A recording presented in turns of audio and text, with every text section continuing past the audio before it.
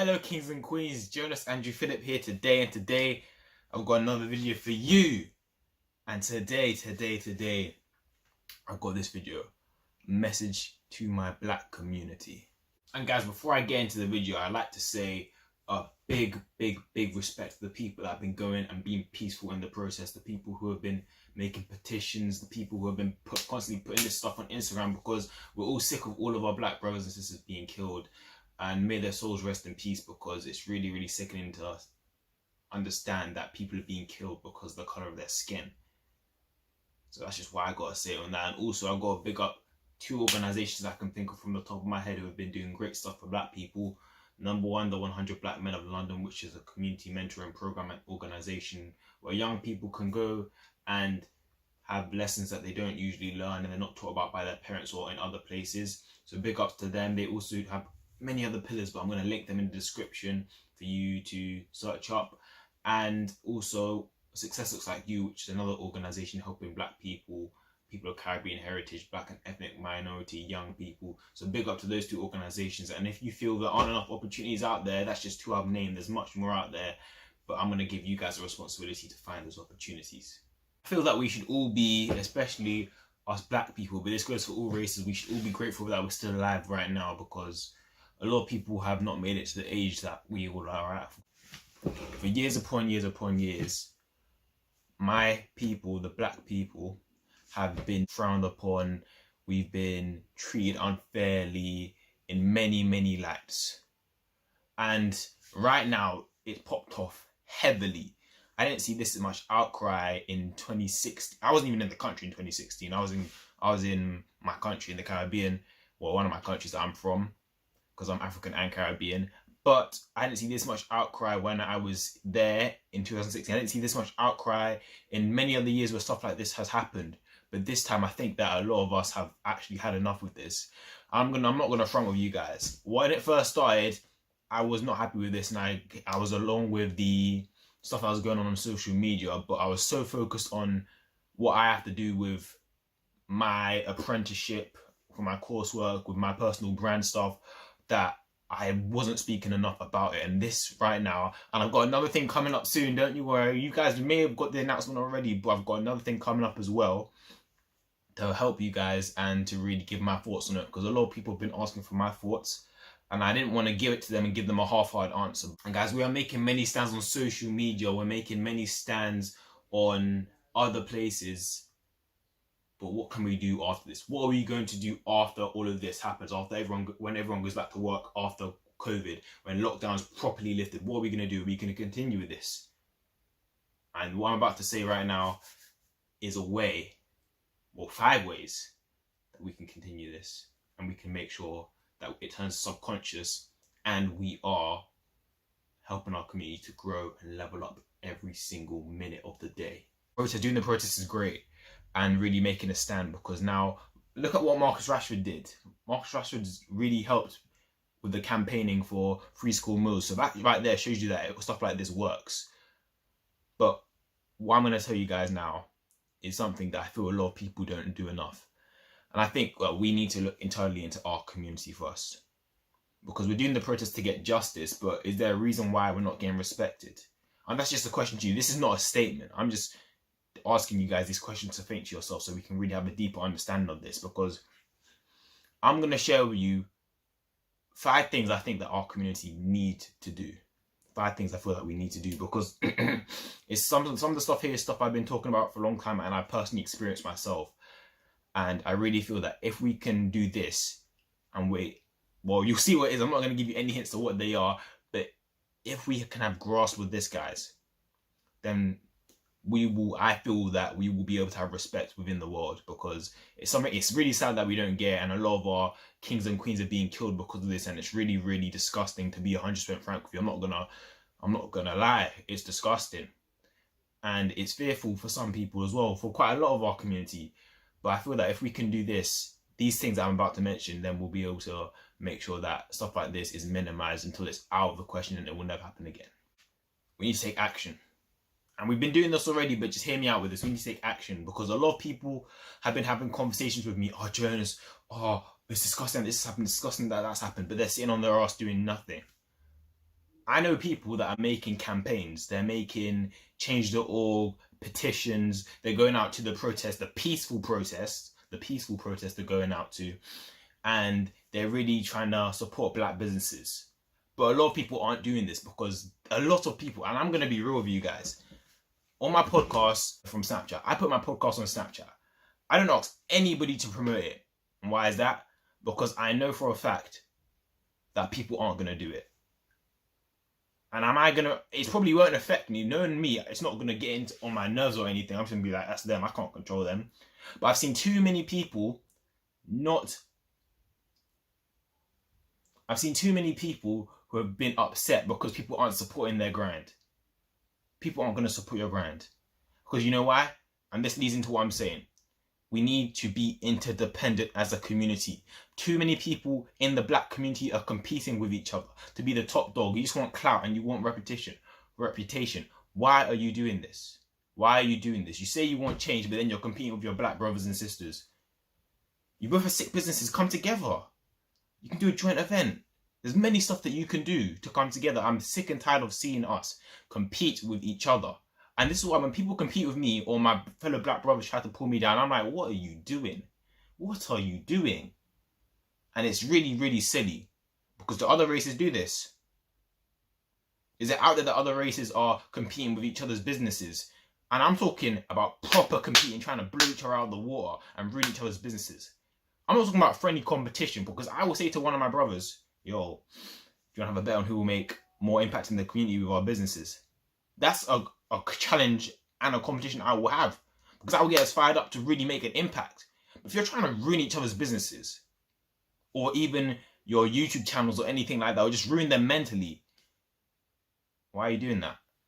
I think this is a wake-up call that we need to be supporting more of our young people who have black businesses. And I'm not just saying this because I'm a young person with a black business. I'm saying this because it's a fact.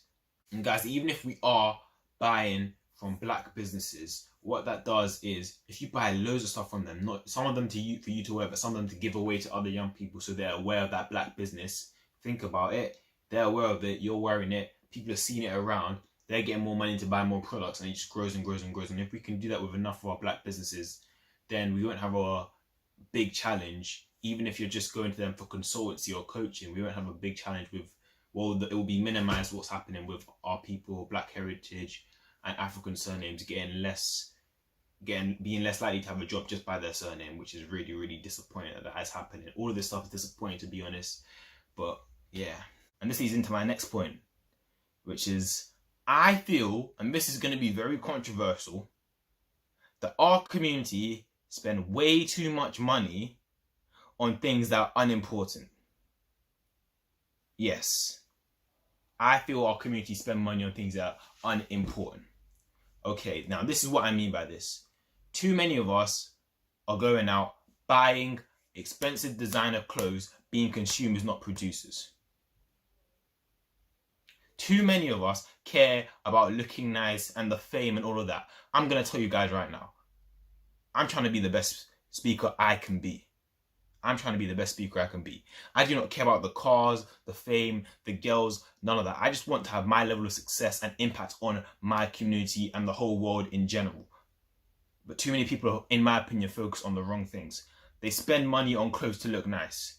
Look, I'm not going to lie. I have AirPods. I got an iPhone. I got AirPods. The reason I have AirPods is because it will be easier for me instead of having a wire. That's why I got it. I could have got Beats. I said, no, I want something smaller in my ear too. I didn't buy it for clout because I'm not going to lie. I stopped going sixth form in year 12. So I'm not seeing any of my boys that much. But a lot of people are buying this stuff for reputation and clout and respect. But you know what actually gets you respect? Being independent. And knowing when to be interdependent. And some of my boys are going to think I'm drawing them out for this. But if I say this to you face to face, it won't sink into your subconscious mind. You're going to your conscious mind and you'll throw it out. And this is what I'm saying to you guys. I know people in the black community who are doing personal development courses for people. To help them with their financial state, their mental state, their physical state, all of that. This is a 4-week course they told me about. Shout out Successful Circle, Lewis and Tiffany, or big up them, big up them. £40. I think 1 or 2 hour sessions, I don't know, but £40 for that is a bargain in my eyes. I told one of my boys about it. He knows who he is. I'm not going to say his name. I still love you, my brother. But he said, oh, I'm going to have to think about that. But when it comes to buying a Nike Tech fleece, that's £80, or the whole tracksuit, which is £160, I think. Oh, that's a bargain. Why is it that paying for therapy is expensive, which is £250, but buying a Gucci belt is the same? It's a bargain. You gotta buy a Gucci belt. Why do you need a belt? My belts, I tell people this, my belts are all from Primark, Next, or H&M. They're all low prices. Why do I need to be flexing with a belt? I don't need to do that. That money I can use and I can be putting into my community, invested into black businesses. And you buying those personal development courses are invested into yourself. You don't understand. You don't understand that you buying all these designer stuff. And trust me, I have designer clothes, I'm not going to lie. But when I grow out of them, and I cannot wait, ask my mom, I cannot wait to grow out of them because I'm sick of designer stuff. Look, what I'm wearing right now, this is a black-owned business. Ace your ambition. Yeah. You got to put money into your community. I know other black businesses, Hunger for Money, loads of them that are making a positive impact with their clothing lines, with positive messages. But you guys just want to buy the Nike and stuff. You don't want to support your brothers. You don't support the people coming up with you. But if somebody did that to you, you'd be upset about it. And trust me, we are all hypocrites. I can't lie. But you get accused of hypocrite when you do it more than once. You do it often and consistently. That's when people call you a hypocrite and call you out for your bluffs. So what I'm saying here is we need to understand that our needs are more important than our wants. People don't want to buy books. And I hate this saying. And the saying is, if you want to hide something from a black person, put it in a book. Up here, I'm not even going to show you, but I've got loads of books that I'm trying to read. I've got loads of black history books that I'm trying to read too. If you really want to be, quote unquote, I don't believe in rich, I believe in financial freedom. If you really want that, you need to understand that the people, look at Gary Vaynerchuk, for example. I idolize him. He's an amazing person. I suggest all of you follow his Instagram, listen to his podcast, all of that. Gary V doesn't wear no designer. I think he has AirPods as well. I've seen him with wireless earphones in his ear. He has AirPods. So if you want AirPods, you can buy them. It's calm. I have no problem with that. But the fact is that you guys feel that buying books is you losing money. Buying online courses is wasting your money. Listening to podcasts is wasting your money. But the designer clothes and stuff, that's all good. I'm just saying, I think we need to think about our priorities as well and really understand that we need to be supporting these black businesses, because we're saying, I don't want to say this in a rude way, but a lot of us that have African surnames, I don't have an African surname, as you guys know, but a lot of us, there's a study that shows the statistics of black people with African surnames, how they don't really get the jobs more often than the ones with their white counterparts or without a surname. But why don't we make sacrifices now so that we are running these corporations and that thing doesn't happen? We can eliminate this stuff.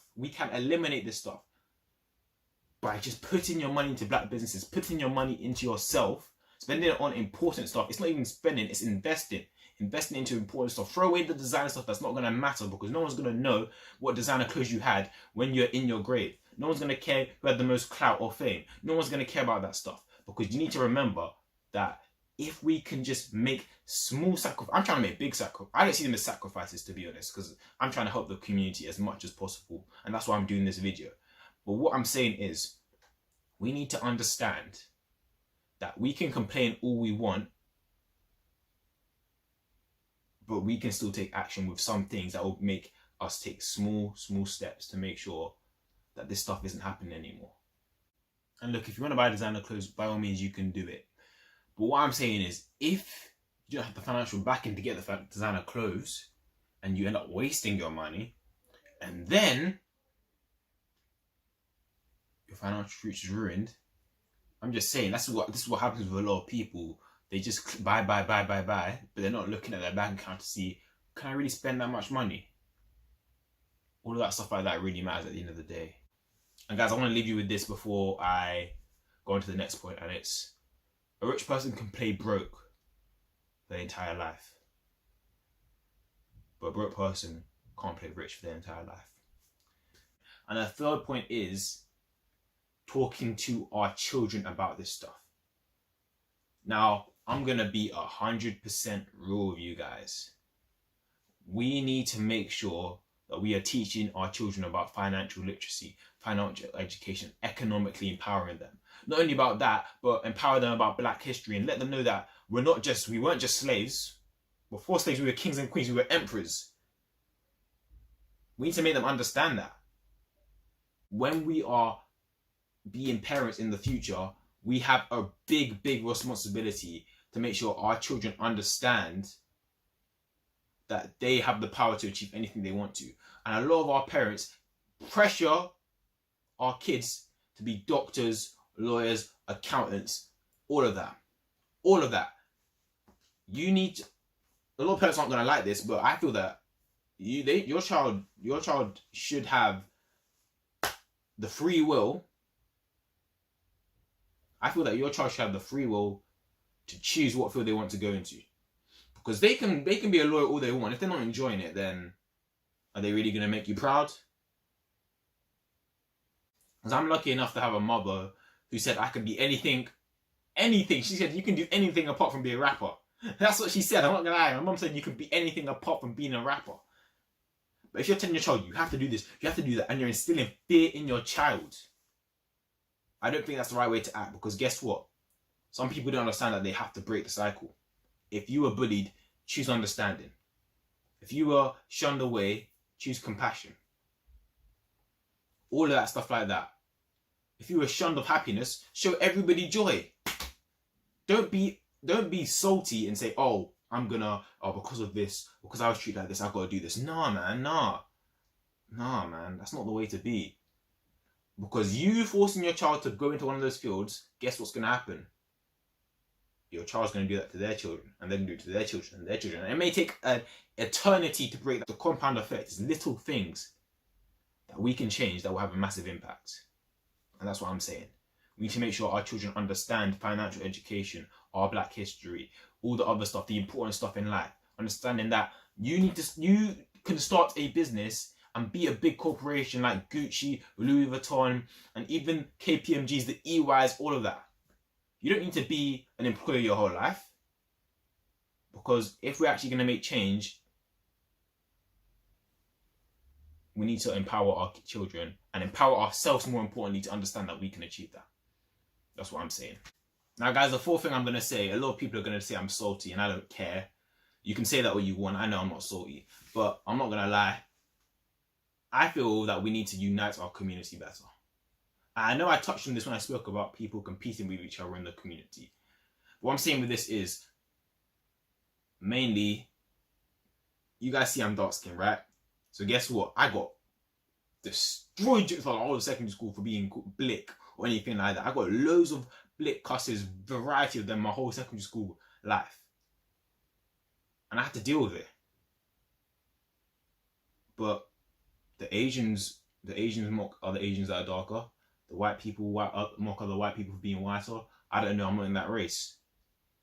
But it seems to be the fact that a lot of us Black people, well, not us because I'm not involved in this, it seems that a lot of Black people think because you're lighter, you're more beautiful.